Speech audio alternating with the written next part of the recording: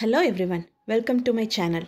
இன்னைக்கு நம்ம இந்த வீடியோவில் PGTRB English previous question paperல 2003 question paperோட part 2 பார்க்க போகிறோம். ஆல்ரெடி வந்துட்டு நம்ம 2001 question paper ஃபுல்லாக கம்ப்ளீட் பண்ணிட்டோம். 2003ல வந்து 1 to 20 போஸ்ட் பண்ணியிருக்கேன். இன்றைக்கி வந்து செகண்ட் பார்ட்டை பார்க்கலாம். ஸோ ஃபர்ஸ்ட் கொஷின் வந்து Helen of Troy appears in the play. So Helen of Troy வந்து இங்கே கொடுத்துருக்க பிளேயில் வந்து எந்த பிளேயில் வந்து வந்திருக்காங்க அப்படின்னா, இங்கே கொடுத்துருக்க பிளே எல்லாமே பார்த்திங்கன்னா கிறிஸ்டோஃபர் மார்லோவோட பிளே. ஸோ இந்த பிளேஸில் வந்து ஒரு சீனில் மட்டும் ஹெலன் ஆஃப் ட்ராய் வந்து வருவாங்க. அது எந்த பிளே அப்படின்னு பார்த்தீங்கன்னா டாக்டர் ஃபாஸ்டஸ். இந்த டாக்டர் ஃபாஸ்டஸில் வந்து அந்த டாக்டர் ஃபாஸ்டஸ் வந்து நிறைய பேரை வந்து மெஃபிஸ்டோஃபிலஸ் அப்படின்ற ஒருத்தர் மூலயமா நிறைய பேரை வந்து கூட்டிகிட்டு வருவார். அலெக்சாண்டர் த கிரேட் அந்த மாதிரி ஒரு சில மெம்பர்ஸ் எல்லாம் வந்து இறந்து போன மெம்பர்ஸையும் கூட்டிகிட்டு வருவாங்க. ஸோ கிங் சார்ல்ஸ் 5 வந்து அலெக்சாண்டர் த கிரேட்டை வந்து கூட்டிகிட்டு வர சொல்வார். அப்புறம் வந்து duke and duchess of Vanholt இருப்பாங்க. அவங்க அந்த டச்சஸ் ப்ரெக்னெண்ட்டாக இருக்கிறப்பனால ஒரு ஃப்ரெஷ் கிரேப்ஸ் வந்து வேறு ஒரு சைட் ஆஃப் வேர்ல்ட்லேருந்து எடுத்துகிட்டு வந்து தருவார். இந்த ஹெலன் ஆஃப் ட்ராயை யாருக்காக கூப்பிட்றாருன்னு பார்த்தீங்கன்னா, அவரோட இந்த 3 ஸ்காலர்ஸ்ன்னு 3 பேர் இருப்பாங்க இல்லைங்களா, அந்த ஃபைனல் எண்டிங் சீன்ஸில் வந்துட்டு அந்த 3 ஸ்காலர்ஸ் வந்து ஹெலன் ஆஃப் ட்ராயை வந்து கூப்பிட சொல்லுவாங்க. ஸோ அதனால வந்து டாக்டர் ஃபாஸ்டஸ் வந்து மெஃபிஸ்டோஃபிலஸ்ட்டை சொல்லி ஹெலன் ஆஃப் ட்ராயை வந்து வர வைப்பார். So the next question, the poem about the Mongolian கான்குவரர் is. So இது ரொம்ப ஈஸியான கொஷின் தான். ஸோ இங்கே இருக்க போம் எல்லாமே பார்த்திங்கன்னா கால்ரிட்ஜோட போம்ஸ். ஸோ இதில் வந்துட்டு ஒரே ஒரு போம் மட்டும்தான் வந்து அவர் வந்து ஒரு ட்ரீம்லேருந்து முழிச்சு எழுதியிருப்பார். அது என்ன போம்னு உங்களுக்கு எல்லாத்துக்கும் தெரியும், குப்லகான். ஸோ இந்த குப்லகான் அப்படின்ற பேர் வந்து ஒரு கிங்கோட பேர். அந்த கிங் வந்து மங்கோலியன் கான்குரர். ஸோ அவர் வந்து அந்த ஜனாடோ அப்படின்ற பிளேஸில் வந்துட்டு ஒரு பெரிய பேலஸ் கட்ட சொல்கிறாரு. அங்கே என்னென்ன மாதிரிலாம் சுற்றி இருக்குது, அப்புறம் அவருக்கு வந்து ஆன்செஸ்டர்ஸ்லேருந்து என்ன மாதிரி ஒரு வேர்டு கேட்குது அப்படின்ற மாதிரிலாம் வரும். ஸோ அந்த ஆன்செஸ்டர் வேர்ட்ஸ் வந்து அவருக்கு என்ன கேட்குது, குப்லகானுக்கு என்ன அந்த வேர்டு கேட்குது அப்படின்றத வந்து கமெண்ட் பாக்ஸில் சொல்லுங்கள். ஸோ இதை பற்றின டீட்டெயில் வீடியோவும் நம்ம ஆல்ரெடி போட்டிருக்கோம், அதையும் பாருங்கள். So next question, who wrote the book 7 type of ambiguity.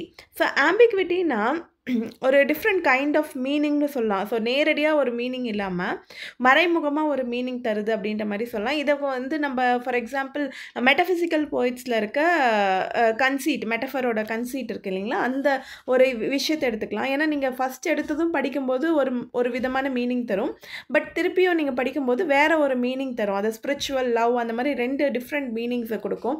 So அந்த மாதிரி இருக்கிற மாதிரி 7 டைப்ஸ் அதில் எப்படிலாம் மீனிங்ஸ் வந்து டிஃபர் ஆகும் அப்படின்ற மாதிரி இருக்கும். ஒரு மேலோட்டமாக ஒரு அர்த்தம் இருக்கும், உள்ள ஒரு அர்த்தம் இருக்கும் அப்படின்ற மாதிரி. இது நம்ம உங்களுக்கு தெரிஞ்ச ஒரு எக்ஸாம்பிள் கன்சீட், மெட்டஃபிசிக்கல் போயமில் இருக்க கன்சீட் அப்படின்றது 1.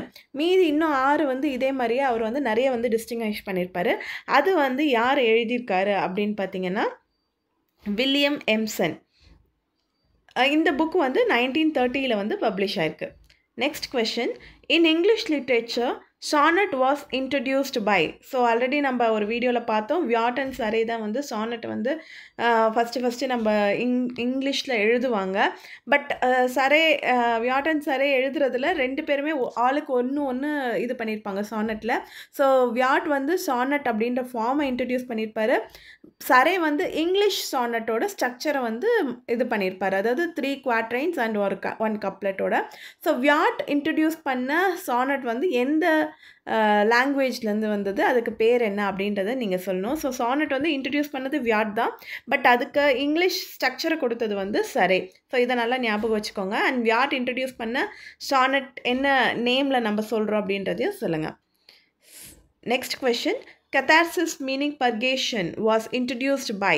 ஸோ இது வந்து ஒரு லிட்ரரி கிரிட்டிசிசம் ஒர்க்கில் இருக்குது. ஸோ இதில் வந்து ட்ராமா அப்படின்ற ஒரு இதை பார்க்கும்போது நம்மளை வந்து ஒரு விஷயத்தை நம்ம பார்த்துட்டு அதில் என்ன நடக்குதோ அது வந்து நம்மளை ப்யூரிஃபை பண்ணுது அப்படின்னு சொல்கிறோம் இல்லையா, ஒரு சேஞ்சாக ஆகுது அப்படின்ற சொல்லுவோம் இல்லையா, அந்த இதுதான் வந்து கத்தார்சிஸ் அப்படின்னு சொல்லுவாங்க. ஸோ அதை வந்து யார் சொல்லியிருக்கா அப்படின்னு பார்த்தோன்னா அரிஸ்டாட்டில் அவரோட பொயட்டிக்ஸ் அப்படின்ற ஒரு இதில் வந்து சொல்லியிருக்காரு. இது பொயட்டிக்ஸ் அப்படின்ற இதில் வந்து சொல்லியிருக்காரு. அதில் வந்து பார்த்திங்கன்னா மோஸ்ட்லி வந்து பொயட்டிக்ஸ்னு பேர் இருந்தாலும் மோஸ்ட்லி வந்து அதில் வந்து ட்ராஜடியை பற்றி தான் அவர் வந்து சொல்லியிருப்பார். So next question, the date of Norman conquest was. So எந்த இயரில் வந்து நார்மன் கான்குவெஸ்ட் நடந்தது அப்படின்னு கேட்டிருக்காங்க. ஸோ இது ரொம்பவே வந்து ஒரு இம்பார்ட்டண்ட்டான இயர் இங்கிலீஷ் லிட்ரேச்சரில். ஸோ 1066. ஸோ இந்த இயரில் தான் வந்து நார்மன் கான்குவெஸ்ட் நடந்தது. ஸோ நம்ம எல்லாத்துக்குமே தெரியும் நார்மன் கான்குவெஸ்ட் 1066 பட் அந்த நார்மன் கான்குவெஸ்ட்னால என்ன ஆச்சுன்னு பார்த்தீங்கன்னா, ஸோ ஆல்ரெடி வந்து இங்கிலாண்டை வந்து நிறைய வெளியிலேருந்து வந்தெல்லாம் வந்து ரூல் பண்ணிட்டு இருந்தாங்க. ஸோ அப்போ என்ன ஆச்சுன்னா 1066க்கு முன்னாடி வந்து கிங் எட்வர்ட் வந்து ரூல் பண்ணிட்டு இருந்தார். அந்த கிங் எட்வர்ட் வந்து ஆல்ரெடி வந்து வில்லியம் டியூக் ஆஃப் நார்மாண்டியா இருந்தார். அவருக்கு வந்து நீ தான் வந்து கிங் ஆக போகிறன்ற மாதிரி ஒரு வாக்கு கொடுத்துருப்பாரு. பட் அதுக்கப்புறமா வந்து ஹெரால்ட் காட்வின்சன் அப்படின்றவர் வந்து கிங்காக மாற்றிடுவார், அவரோட சக்ஸஸராக மாற்றிடுவார். ஸோ அதனால் என்ன ஆகும்னா இந்த நான் இதிலே வந்து வந்து அந்த சமயத்துலலாம் வந்து ஒரு கிங்குக்கு வந்து அடுத்தடுத்து அவங்களுக்கு ஹேர் இருந்தது, பசங்க இருந்தாங்க அப்படின்னா அவங்க ஆட்டோமேட்டிக்காக கிங் ஆவாங்க. சப்போஸ் அந்த பசங்க இல்லை அப்படின்னும் போது சுற்றி இருக்கவங்க எல்லாருமே வந்து சண்டை போடுவாங்க இல்லைங்களா. அப்போ வந்து இந்த William the Duke of Normandy வந்து ஒரு பெரிய கான்குவெஸ்ட் பண்ணி அந்த கான்குவெஸ்ட்டில் வின் பண்ணி இது பண்ணார். ஸோ இந்த கான்குவெஸ்ட் தான் வந்து நிறைய வந்து இங்கிலாண்டில் வந்து நிறைய சேஞ்ச் பண்ணுது. பொலிட்டிக்கலாக, எக்கனாமிக்கலாக, சோஷியலி வந்து நிறைய சேஞ்சஸ் வந்து இந்த கான்குவெஸ்ட் கொண்டு வந்தது. ஸோ அதனால தான் வந்து இந்த கான்குவெஸ்ட் வந்து மோஸ்ட் இம்பார்ட்டன்ட் கான்குவெஸ்ட் அப்படின்னு சொல்லுவாங்க. ஸோ இதை வந்து நார்மன் கான்குவெஸ்ட்னு சொல்கிற தி கான்குவெஸ்ட் அப்படின்னு சொன்னாலுமே இந்த நார்மன் கான்குவெஸ்ட் தான் அது குறிக்கும். Next question. Dissociation of sensibility is a phrase popularized in critical circles by. So இது வந்து ஒரு மேஜர் ஃப்ரேஸ். இந்த டிசோசியேஷன் ஆஃப் சென்சிபிலிட்டி, இதனுடைய ஆப்போசிட் பார்த்தீங்கன்னா யூனிஃபிகேஷன் ஆஃப் சென்சிபிலிட்டி. இது ரெண்டையுமே காயின் பண்ணது வந்து பார்த்தீங்கன்னா நம்ம டிஎஸ் எலியட். ஸோ இதை எதில் காயின் பண்ணியிருப்பாருன்னு பார்த்தீங்கன்னா மெட்டாஃபிசிக்கல் போயட்ஸ் அப்படின்ற ஒரு இது ஒர்க் இருக்கும் அவரோடது. அந்த ஒர்க்கில் தான் வந்து இந்த ரெண்டு ஃப்ரேஸுமே காயின் பண்ணியிருப்பாரு. ஸோ இதில் என்ன சொல்லியிருப்பாருன்னா, அவர் மெட்டாஃபிசிக்கல் போய்ட்ஸை பற்றி ப்ரைஸ் பண்ணி தான் எழுதியிருப்பார் அந்த இதில் எல்லாத்துலேயுமே. ஸோ அப்போ வந்து பார்த்திங்கன்னா மெட்டாஃபிசிக்கல் போய்ட்ஸ் எல்லாமே வந்து தாட் அண்ட் ஹார்ட், மைண்டுக்கும் ஹார்ட் ரெண்டுத்தையுமே வந்து ஈக்குவலாக வச்சு எழுதுனாங்க. ஸோ ஒரு சில சமயம் நம்மளே சொல்லுவோம் இல்லைங்களா, மைண்டு முடிவெடுக்குது ஆனால் ஹார்ட் அது செய்ய முடியாமல் தடுக்குது அப்படின்னு. ரெண்டுத்துக்கும் வந்து ஒரு இது மாதிரி இருக்கும், ஒரு வார் மாதிரி இருக்கும். பட் மெட்டாஃபிசிக்கல் போய்ட்ஸ் வந்து அதில் தாட்டையும் அந்த அவங்களோட போயமில் வந்து எமோஷன்ஸும் இருந்தது, தாட்டும் இருந்தது. அதை தான் வந்து மைண்டு ஹார்ட்டையும் வந்து யூனிஃபை பண்ணி எழுதியிருந்தாங்க அப்படின்னு சொல்லுவார். ஸோ மற்றவங்க எல்லாருமே வந்து டிசோசியேஷன், ஸோ ஏதாவது ஒன்றுக்கு மட்டும்தான் இம்பார்ட்டன்ட் கொடுக்குறாங்க, எய்தர் மைண்டுக்கு இல்லை ஹார்ட்டுக்கு. இதுக்கு மட்டும்தான் ஒன்று ஃபீலிங்ஸாக இருக்கும் அவங்களோட போம், இல்லை இதில் இல்லையா ஒரே தாட்டாக இருக்கும் அப்படின்ற மாதிரி சொல்லியிருப்பாரு. ஸோ இதில் வந்து டிசோசியேஷன் ஆஃப் சென்சிபிலிட்டி அப்படின்றது வந்து மற்ற ஆத்தர்ஸ் மேஜராக இவர் சொல்கிறது வந்து மில்டன் அண்ட் ரைடன் வந்து இதில் சொல்லியிருந்திருப்பாரு. மற்ற மெட்டாஃபிசிக்கல் போய்ட்ஸ் வந்து unification of sensibility. So next question பார்த்தீங்கன்னா, willing suspension of disbelief is a phrase used by. So இதை பற்றி நம்ம ஆல்ரெடி இன்னொரு வீடியோலையும் பார்த்துருக்கோம். அந்த ஃப்ரேஸ் யார் யூஸ் பண்ணாருன்னு பார்த்தீங்கன்னா கால்ரிட்ஜ் பயோகிராஃபியா லிட்ரரியாவில் யூஸ் பண்ணியிருப்பாரு. ஸோ இது என்னென்னா, ஸோ நார்மலாக வந்து ஈவன் நீங்கள் குப்லகான் போம் எடுத்துட்டிங்கன்னா அது வந்து ஒரு ட்ரீம்லேருந்து எழுந்திரிச்சு எழுதுகிற போயம் இல்லைங்களா. அந்த ட்ரீம்லேருந்து அதுக்கு வந்து ஒரு சம்மந்தமே இருக்காது. ஒரு சீனில் ஒரு மாதிரி இருக்கும், இன்னொரு சீனில் இன்னொரு மாதிரி இருக்கும். அந்த மாதிரி தான் குப்லகான் போயமுமே இருக்கும். ஒரு பேராகிராஃப்க்கும் வந்து ஒரு கனெக்டிவிட்டியே இல்லாத மாதிரி இருக்கும். ஏதோ 1-2 கனெக்ஷன் தான் இருக்கிற மாதிரி கொண்டு வந்திருப்பார். ஸோ அந்த மாதிரி ஆனால் அதை நான் வந்து நம்ம ரியல் லைஃப்பில் நடக்குமா, நான் வந்து அந்த குப்லகானில் சொல்லியிருப்பேன், நான் காற்றுலேயே வந்து அந்த பேலஸ் இருக்க டோம் மாதிரி ஒரு இது கட்டுவேன், காத்துலேயே அந்த பேலஸ் கட்டுவேன் அப்படி. அந்த மாதிரிலாம் வந்து ரியல் லைஃப்பில் நடக்காது. பட் இருந்தாலும் அந்த போமை படிக்கும்போது ஒரு இன்ட்ரெஸ்டிங்காக வந்து நம்ம படிக்கணும் அப்படின்னா, இதெல்லாம் ரியல் லைஃப்பில் நடக்காதுடா, இதெல்லாம் ஃபேக் அப்படின்ற மாதிரி ஒரு இது இல்லாமல் நம்மளே வந்து அந்த ரியல் லைஃப்பில் இருக்கிறதோட சஸ்பெண்ட் பண்ணிக்கணும். நம்ம ரியல் லைஃப்பில் இருக்கிறத சஸ்பெண்ட் பண்ணிவிட்டு படித்தாதான் அந்த ஒரு போயமோட ஒரிஜினல் அந்த ஒரு ஹாப்பினஸ் வந்து நமக்கு கிடைக்கும் அப்படின்னு சொல்லியிருப்பாரு. ஸோ இதை வந்து பயோகிராஃபியா லிட்ரரியா அப்படின்ற ஒரு இதில் சொல்லியிருப்பாரு Coleridge. Next question. Who deals with wife of Bath. So இது வந்து ஒய்ஃப் ஆஃப் பாத் அப்படின்றது வந்து ஒரு character comes from the Canterbury Tales. So the Canterbury Tales அப்படின்னு சொன்னோன்னே நீங்கள் கண்டுபிடிச்சிருப்பீங்க, இது வந்து சார்சர். இந்த ஒய்ஃப் ஆஃப் பாத் வந்து மோஸ்ட் இம்பார்ட்டன்ட் கேரக்டர் இன் த கேண்டர்பரி டேல்ஸ் அப்படின்னு சொல்லலாம். ஸோ இவங்களோட உண்மையான பேர் வந்து ஆலிசன் அப்படின்னு சொல்லி ஒரு சில இதில் வந்து சொல்லியிருக்காங்க. ஸோ அண்ட் இவங்களுக்கு வந்து 5 ஹஸ்பண்ட் இருக்கும், ஒரு இருப்பாங்க. ஒருத்தரையும் எப்படி வந்து மேரேஜ் பண்ணி டிவோர்ஸ் பண்ணாங்க அப்படின்றதெல்லாம் சொல்லியிருப்பாங்க. அண்ட் இவங்களோட ஸ்டோரியுமே வந்து வந்து கேண்டர்பரி டேல்ஸில் வந்து இருக்கும். ஒன் ஆஃப் த ஸ்டோரி வந்து 24 டேல்ஸ்னு ஒய்ஃப் ஆஃப் பாத் இதுவும் வந்து ஒன் ஆஃப் த ஸ்டோரி. அது இருக்கிறதுலே வந்து மோஸ்ட் இன்ட்ரெஸ்டிங் ஸ்டோரியாக இருக்கும். அதை நம்ம நார்மலாகவே நிறைய டைம் வந்து கேட்டிருப்போம். அது வந்து நம்ம ஸ்டோரி பார்க்கும்போது நம்ம பார்க்கலாம். Next question, among the following who is not the romantic poet? So romantic poet அப்படின்னு சொன்னிங்கனாலே Wordsworth, Coleridge, Shelley, Keats, Byron இவங்கெல்லாம் வருவாங்க. ஸோ இதில் வந்து யார் இல்லை அப்படின்னு பார்த்தாலே உங்களுக்கு தெரியும், போப். ஏன்னா போப் வந்து அதுக்கு முன்னாடியே கிட்டத்தட்ட ஏர்லி 18th செஞ்சுரியிலே வந்துடுவாங்க. இவங்கெல்லாம் வந்து பார்த்திங்கன்னா லேட் 18th செஞ்சுரி அந்த எண்டில் தான் வருவாங்க.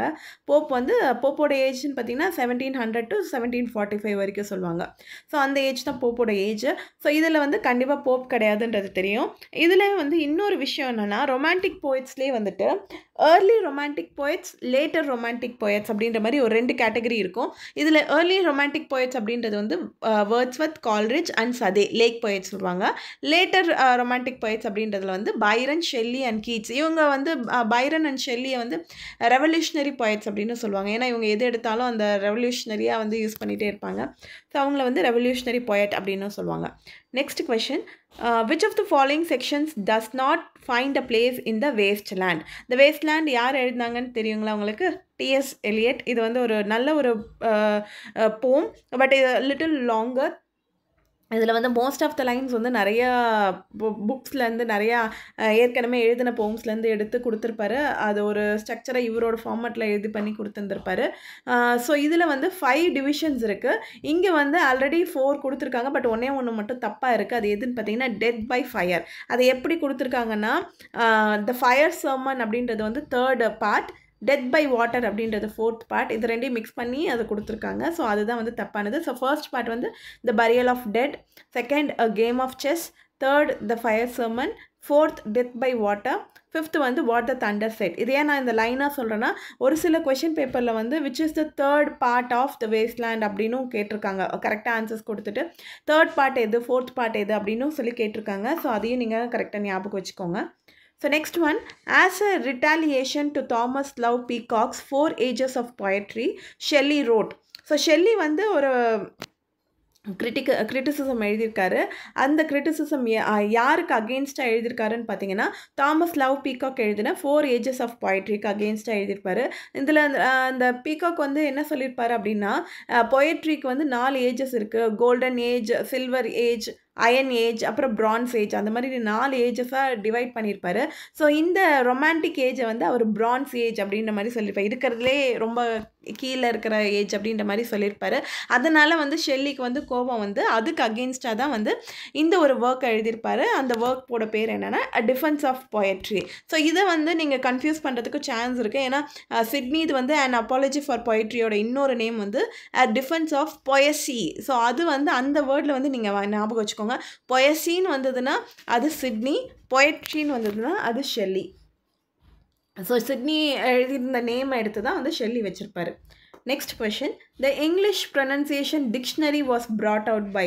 ஸோ நான் நார்மலாக வந்து இதை பார்த்த உடனே வந்துட்டு நம்மளுக்கு என்ன தோணுன்னா ஜான்சன் அப்படின்ற மாதிரி தோணும். ஸோ ஆக்சுவலி வந்து பார்த்திங்கன்னா ஜான்சன் வந்து ஃப்ரேம் பண்ணது வந்து நார்மல் டிக்ஷனரி, மீனிங் இருக்கிற டிக்ஷனரி. பட் இங்கே இருக்க டிக்ஷனரி வந்து யார் ஃப்ரேம் பண்ணாங்க அப்படின்னு சொல்லி பார்த்தீங்கன்னா ப்ரொனன்சியேஷன் டிக்ஷனரி. எப்படி நம்ம ஒரு வேர்டை ப்ரொனவுன்ஸ் பண்ணோம், நம்ம நார்மலாக வந்து ஃபோனட்டிக்ஸ் வந்து பார்த்திங்கன்னா 44 சவுண்ட்ஸ் இருக்குது இங்கிலீஷில்.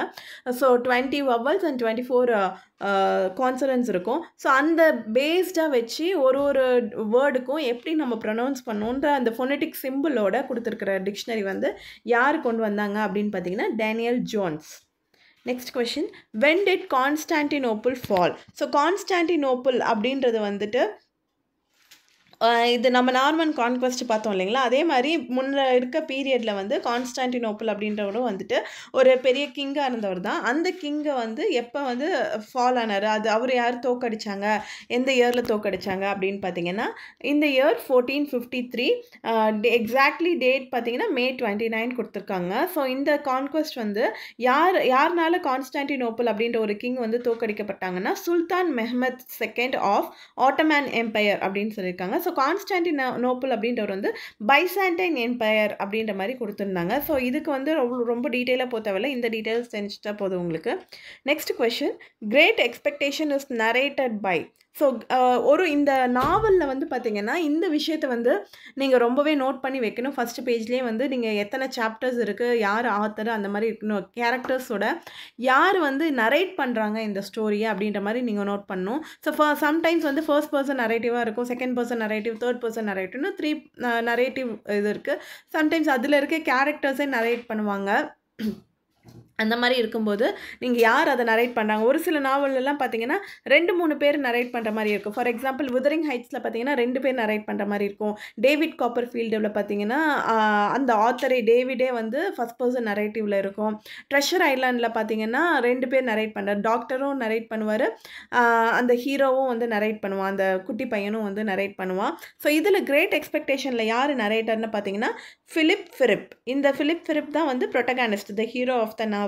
அண்ட் இவனுக்கு வந்து ஒரு ஷார்ட் நேம் இருக்கு, நிக் நேம் சொல்லலாம், பிப் அப்படின்றது தான் வந்து ஃபிலிப் ஃபிரிப் அப்படின்றவனோட nickname. Next question, you taught me language and the profit on it is I know how to curse. So இது வந்து ஒரு ஃபேமஸ் டயலாக்னே சொல்லலாம். இது எந்த ட்ராமாவில் வருதுன்னு பார்த்தீங்கன்னா த டெம்பஸ்ட், ஷேக்ஸ்பியரோட டெம்பஸ்ட் அப்படின்றதுல வருது. ஸோ அந்த டெம்பஸ்ட் இதில் வந்து ட்ராமாவில் வந்து பார்த்தீங்கன்னா ப்ராஸ்பரோ வந்து அந்த ஒரு ஐலாண்டில் போய் தான் இருப்பார். 12 இயர்ஸ் அந்த ஐலாண்டில் இருப்பார். அந்த ஐலாண்டுக்குள்ளே போன உடனே வந்து என்ன பண்ணுவார்னா, கேலிபன் அப்படின்றவங்க அந்த ஒரு க்ரீச்சர் இருக்கும், அது ஒரு ஹியூமன்னு சொல்ல முடியாது, ஒரு க்ரீச்சர் மாதிரி. அந்த கேலிபனோட அம்மா வந்து சைக்கோரக்ஸ்.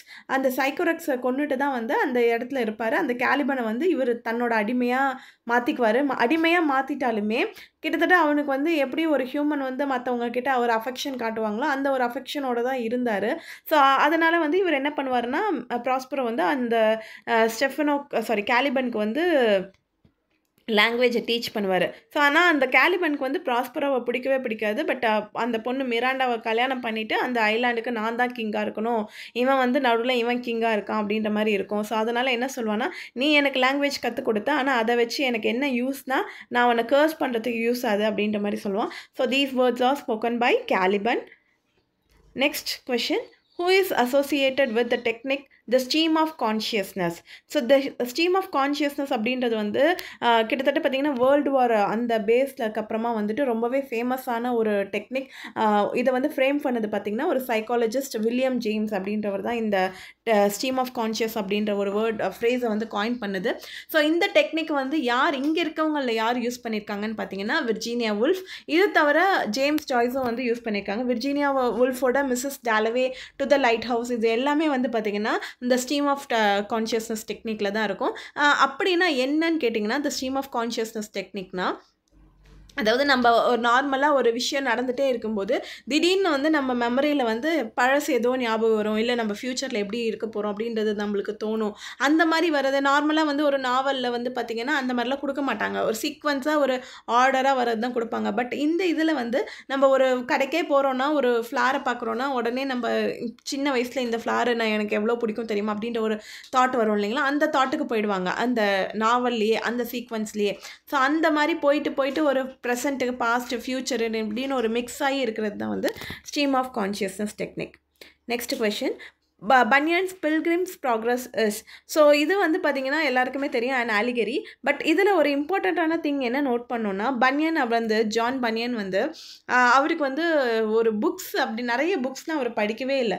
அவர் படித்தது வந்து 1 or 2 புக்ஸ் தான். மோஸ்ட்லி வந்து அவர் படித்தது வந்து பைபிள் தான். அவருக்கு நிறைய அந்த இதெல்லாம் வந்து கிடைக்கல. அதனால் வந்து மோஸ்ட்லி அவர் வந்து படித்தது பார்த்திங்கன்னா பைபிள் தான். அந்த பைபிளில் இருந்து இருக்கிற கேரக்டர்ஸ்லாம் எடுத்து தான் வந்து இந்த பில்கிரிம்ஸ் ப்ராக்ரஸில் யூஸ் பண்ணியிருப்பார். ஸோ அந்த இதுதான் வந்து ரொம்பவே ஒரு ஹிட்டாக இருக்கும். இதை வந்து ஒரு நாவலுக்கு வந்து ஒரு ப்ரெடிசஸராக இருந்தது அப்படின்ற மாதிரி கூட நம்ம சொல்லலாம். So it is an allegory. Next question, English belongs to the branch of Indo-Germanic family called. So Indo-Germanic ஃபேமிலியில் வந்து இங்கிலீஷ் எந்த இடத்துல இருக்குது? ஸோ இண்டோ-யூரோப்பியன் ஃபேமிலி தான் வந்து நம்மளுக்கு எல்லாத்துக்குமே மதர் லாங்குவேஜ் ஃபேமிலி அப்படின்ற மாதிரி சொல்லலாம். அதுலேருந்து தான் வந்து எல்லாமே வந்திருக்கு. எக்ஸப்ட் வந்து தமிழை வந்து அவங்க இன்னும் எதுலேருந்து வந்தது அப்படின்ற மாதிரிலாம் டிவைட் பண்ணலை. ஸோ சான்ஸ்கிரிட் வந்து பார்த்திங்கன்னா இண்டோ-யூரோப்பியன் ஃபேமிலியிலே ஒன் கைண்ட் ஆஃப் கீழே வரதுல தான் வந்து இருக்குது. ஸோ அதே மாதிரி இண்டோ யூரோப்பியனில் பார்த்திங்கன்னா 8 டிவிஷன்ஸ் இருக்குது. 4 சேர்ந்தது வந்து சென்டம், இன்னொன்று வந்து செல்டிக் சென்டம் அப்படின்னு சொல்லுவாங்க. Sorry centum and one more satem, sorry centum and satem அப்படின்னு சொல்லுவாங்க. ஸோ இதில் பார்த்தீங்கன்னா இண்டோ ஜெர்மானிக், அது கீழே ஜெர்மானிக் அப்படின்ற ஒரு ஃபேமிலி வரும். அதில் East Germanic, West Germanic, North ஜெர்மானிக்னு 3 ஃபார்ம் இருக்குது. ஸோ அதில் எந்த இதில் இங்கிலீஷ் வரும்னு பார்த்தீங்கன்னா West Germanic. Last question, Willy Loman appears in the play. So Willy Loman வந்து எந்த பிளேயில் அப்பியர் ஆவாங்க? இது வந்து ஒரு ஹீரோ ஆஃப் த பிளேன்னு சொல்லலாம். இவர் தான் அந்த hero of the play. So இது வந்து ஆர்த்தர் மில்லர் எழுதியிருப்பார். இதில் வந்துட்டு பார்த்திங்கன்னா அவர் வந்து என்ன பண்ணியிருப்பாருன்னா, நார்மலி வந்து ஒரு பிளே இல்லை ஒரு எப்பிக் அப்படின்னா ஒரு பெரிய ஹீரோ இருக்கணும். அந்த அரிஸ்டாட்டில் எழுதியிருப்பாங்களே, அந்த ட்ராஜடி இந்த மாதிரி இருக்குது எப்பிக் அப்படின்னாலே ஒரு பெரிய ஹீரோ இருக்கணும், ஒரு பெரிய காசு இருக்கணும் அப்படின்ற மாதிரிலாம் இருக்கும். ஆனால் அதை பிரேக் பண்ணுற மாதிரி தான் இந்த ஆர்த்தர் மில்லர் வந்து இதில் எழுதியிருப்பார். ஸோ வில்லி லோமன் அப்படின்றது வந்து ஒரு நார்மல் பர்சன், அதாவது டெய்லி அவங்க இதுக்கு கஷ்டப்படுற பர்சன், ஒரு ஏஜ்டான பர்சன், அந்த இதை எடுத்து ஒரு ஹீரோவாக இருந்து எப்படி ஒரு பிளே வந்து சக்ஸஸ்ஃபுல்லாக கொண்டு வந்திருக்குன்னு சொல்லியிருப்பாரு. ஸோ இது வந்து ரொம்பவே ஃபேமஸான ஒரு பிளே, நிறைய அவார்ட்ஸ் வாங்கியிருக்கு. ஸோ இந்த பிளே வந்து ரொம்ப இன்ட்ரெஸ்டிங்காகவும் இருக்கும். 3 ஆக்ட்ஸ் தான் இருக்குது இதில். 2 ஆக்ட்ஸ் அண்ட் ரெக்வெயின். ரெக்வெயின்னா அவர் இறந்ததுக்கப்புறம் லாஸ்ட்டாக அந்த ஃபியூனரலில் வந்து நடக்கிறது கொடுத்துருப்பாங்க. ஸோ அதுதான் இந்த பிளே.